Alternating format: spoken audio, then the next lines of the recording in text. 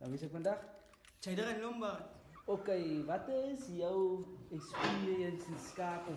Wacht, kom op de eerste vraag is hoe die begint. Waar die begint, waar was die begin? Ik heb begin op een laagschool, like die Saraan, de vleer heeft van mij geleerd om schaak te spelen en dat heeft voor mij gebouwd. Hij is tot vandaag dus hij mijn inspiratie in schaak en ik volg maar net voor.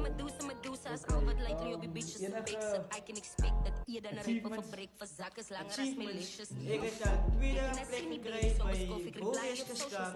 Gekregen, dat is het eerste jaar wat ik wil nemen met schaak eerst op de want ik denk Ik sta dat ik ook moet op, weer praat aan mijn op mannen, maak je mij als ik nou bijvoorbeeld ga, dan ik ga post naar dan ik mijn samen beste niet reis los. is Daar zit de rapper, debuut niet los, mijn skroef is los. Maar hoor op, ik ken Tony en ik king Monto. Luister naar ons, we kan maar los, ik is lang op, bitch, we mochten we Geslapen in die straat, gestreden met Italië. Definitief zal ik vieren over over die gewaren, family friends. En de hele is voor mij, maar ik fokkel die zaak. Hij was die zwaarste gevecht op de draad.